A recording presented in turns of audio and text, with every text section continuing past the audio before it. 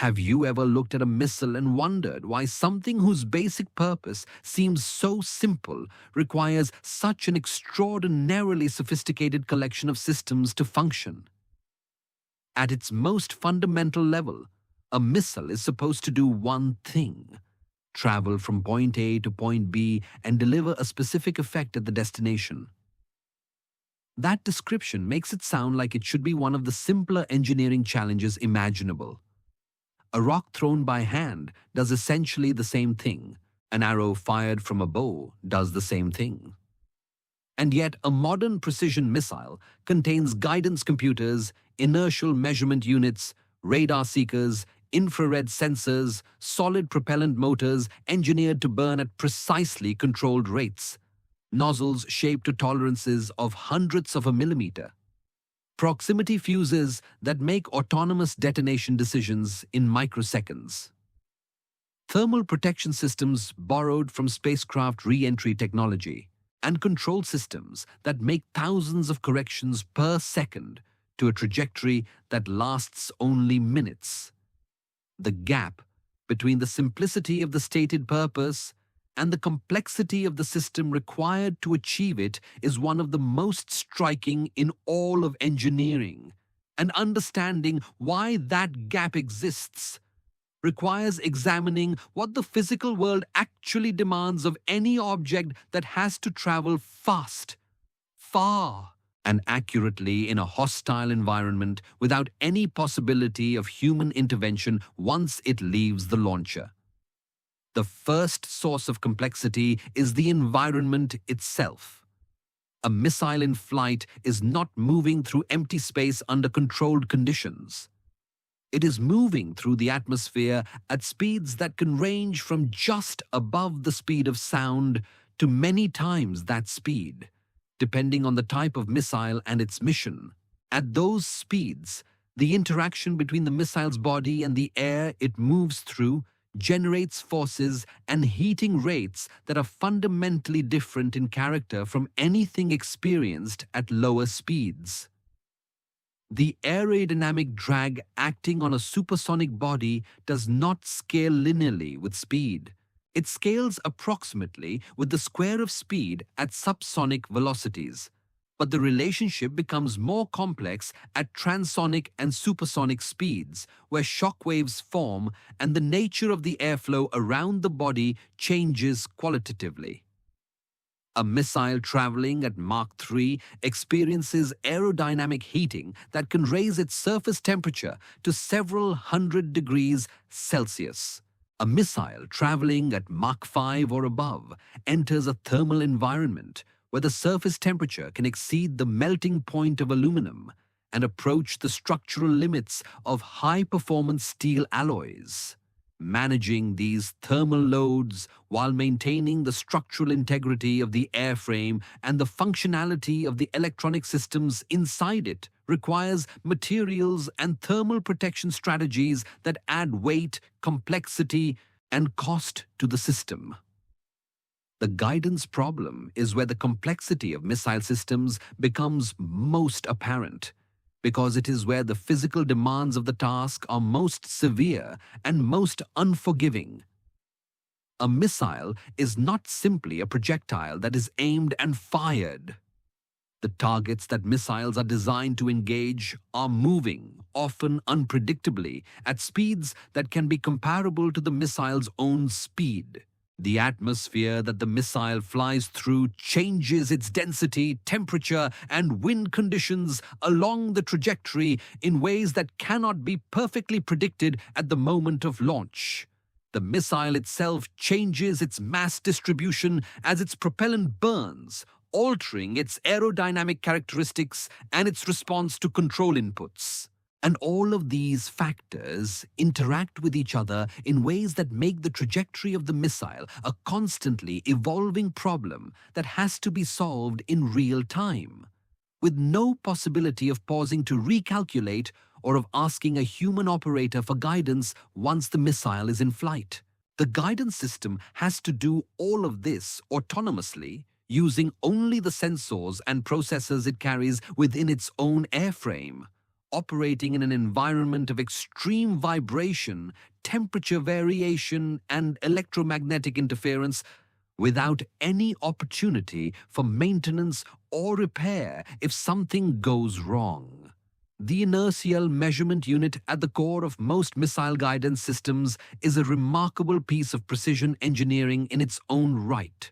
It contains accelerometers that measure linear acceleration along 3 orthogonal axes and gyroscopes that measure angular rotation rates around 3 orthogonal axes, all operating simultaneously and continuously throughout the flight.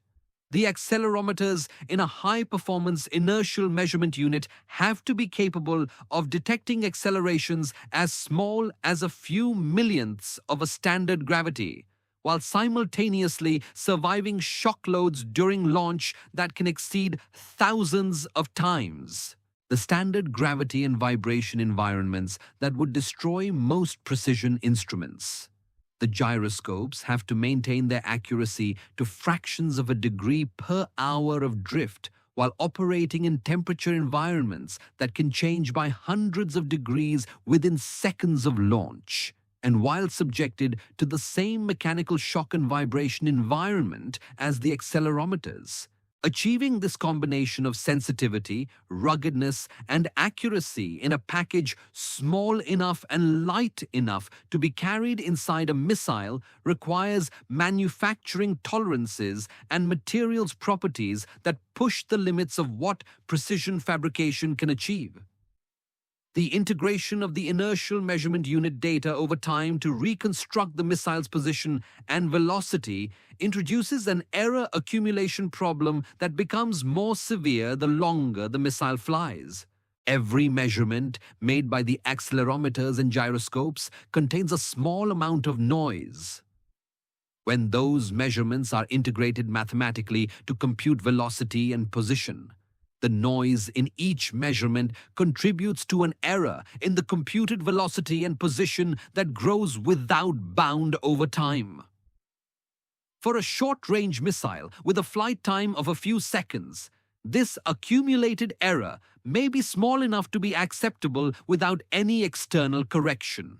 For a medium-range missile with a flight time of several minutes, the accumulated inertial navigation error can be large enough to cause a significant misdistance unless it is corrected by some form of external reference.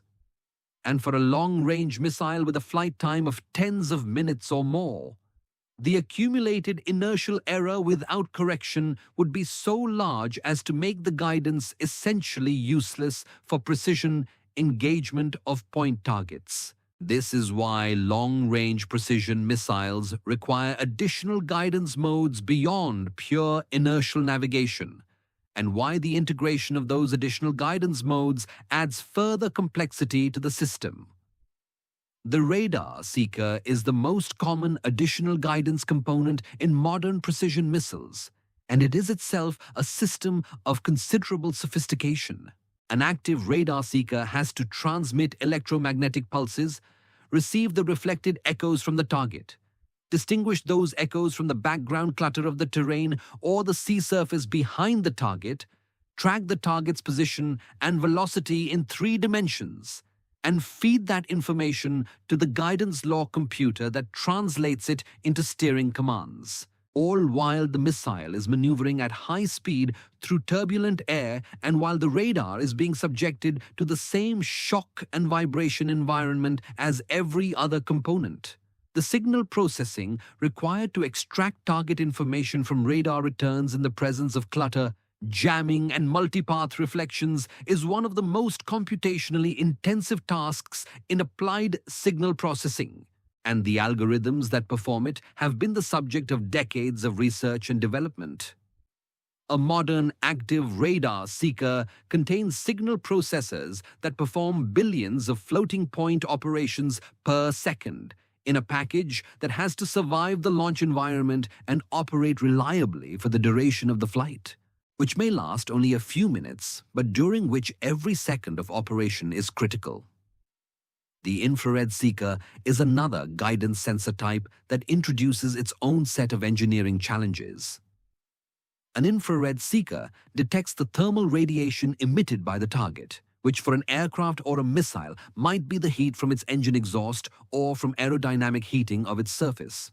The fundamental challenge of infrared guidance is that the seeker has to distinguish the thermal signature of the target from the thermal background of the sky, the terrain, the sea, and the sun, all of which emit infrared radiation at various intensities and spectral distributions.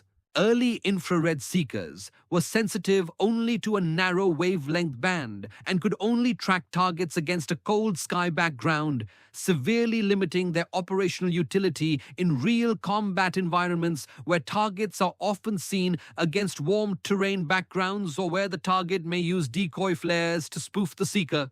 Modern imaging infrared seekers address this limitation by forming a complete two-dimensional thermal image of the scene rather than simply detecting the brightest thermal source in their field of view. The image recognition algorithms that identify the target within this thermal image and track it through maneuvers, background clutter, and decoy countermeasures require artificial intelligence techniques that have only become practical with the availability of sufficiently powerful processors small enough to be embedded in a missile airframe. The propulsion system of a missile is another domain where the apparent simplicity of the basic function, burn a propellant and produce thrust, conceals an engineering complexity that has taken decades to master. The solid propellant used in most tactical missiles is not simply a combustible material packed into a tube.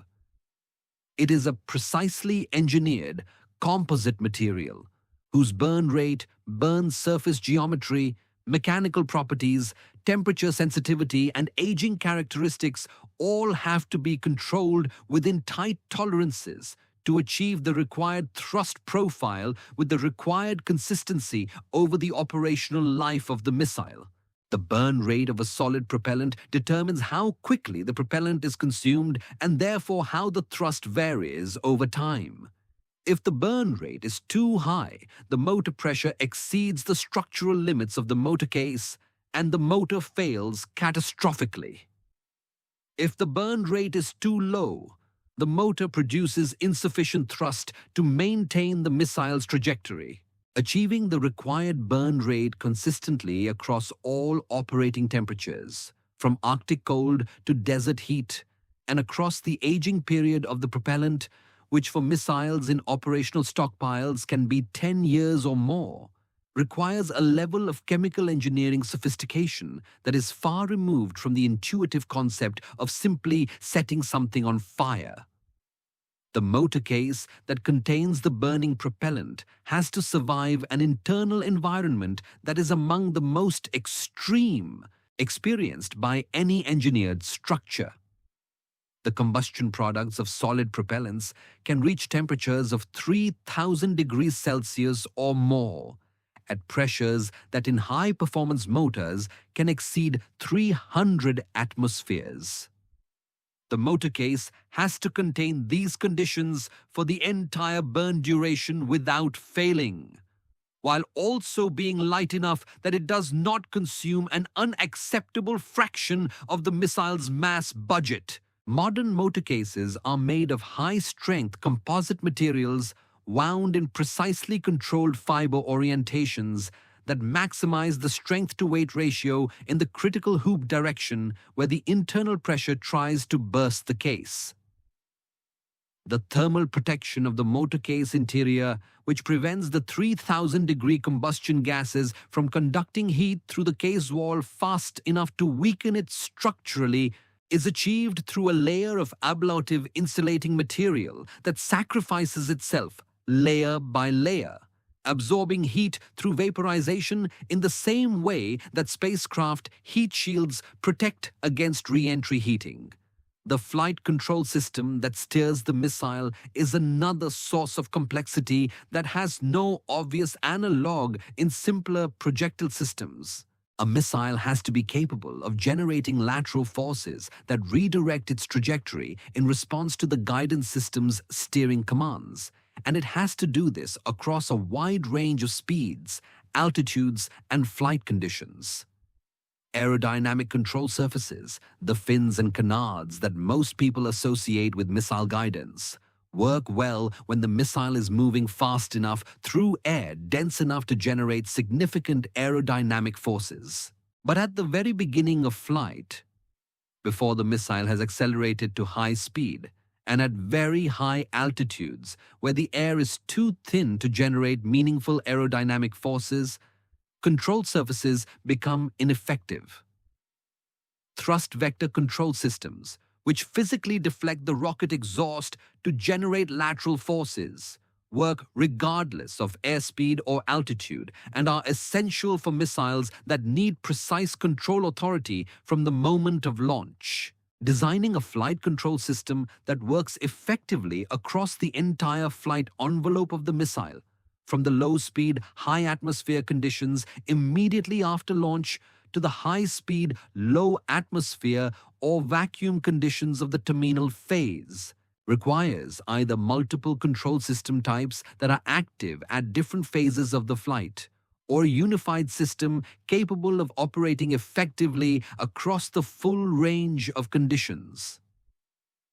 The warhead and fusing system that delivers the missile's terminal effect is perhaps the component where the engineering complexity is least visible to outside observers, but most consequential in terms of mission effectiveness. The warhead has to be designed to produce the specific effect required against the intended target type, whether that is a fragmentation pattern optimized for soft targets, a penetrating warhead capable of defeating reinforced concrete structures, a shaped charge designed to defeat armored vehicles, or an electromagnetic pulse generator designed to disable electronic systems. Each of these warhead types requires a fundamentally different design approach, a different explosive formulation, and a different mechanical arrangement. The fusing system that determines the precise moment of warhead initiation has to make an autonomous decision in the terminal phase of flight, when the missile may be traveling at several times the speed of sound and the time between first contact detection and the optimal detonation point may be measured in microseconds. A proximity fuse that detonates too early wastes most of the warhead energy at a distance where the lethal effects are insufficient. A fuse that detonates too late may result in a direct impact that is less effective than an optimally standoff detonation for certain warhead types. Getting this decision right autonomously, every time, under the full range of approach angles, target types, and environmental conditions that the missile may encounter in operational use, requires sensors, signal processing, and decision algorithms that are themselves a significant engineering system embedded within the larger missile system. The survivability of the missile against countermeasures is a final dimension of complexity that is entirely absent from simpler projectile systems. A missile operating in a contested environment faces an adversary that is actively trying to prevent it from reaching its target. Electronic jamming systems attempt to overwhelm or deceive the missile's radar seeker with false signals. Infrared countermeasure systems generate decoy flares or directed infrared radiation to spoof the missile's thermal seeker. Directed energy systems attempt to damage the missile's sensors or structural components with high-power laser or microwave radiation. Hard kill systems attempt to intercept the missile with other projectiles or fragments before it reaches its target. Designing a missile that can defeat or mitigate all of these countermeasures simultaneously while maintaining the guidance accuracy needed to hit the intended target adds layers of complexity to every subsystem of the missile. The seeker has to incorporate countermeasure algorithms that distinguish real targets from decoys. The structural design has to consider the vulnerability of sensitive components to directed energy. The guidance system has to continue functioning even when subjected to strong electromagnetic interference. And all of this has to be achieved within the mass, volume, and cost constraints that make the missile a practical operational weapon rather than an engineering demonstration. What all of these sources of complexity reveal when considered together is that the gap between what a missile is supposed to do and what it actually takes to do it is not a gap created by engineering excess or technological overreach. It is a gap imposed by the physical world itself, by the laws of aerodynamics, thermodynamics, guidance and control theory, and material science that determine what any object flying fast through the atmosphere in a hostile environment actually has to be able to do to reach its target reliably. Every component in a modern precision missile exists because someone identified a physical constraint that had to be satisfied, found that satisfying it created a new constraint elsewhere in the system, and worked through that chain of interdependent requirements until a configuration emerged that satisfied all of them simultaneously within acceptable bounds. That process, repeated across decades of development by thousands of engineers working at the boundaries of multiple scientific disciplines simultaneously, is what produces the extraordinary complexity that a modern missile embodies. And the fact that these systems work as reliably as they do, hitting targets at ranges of hundreds of kilometers with accuracies measured in meters, is one of the most remarkable achievements of applied engineering that the modern world has produced.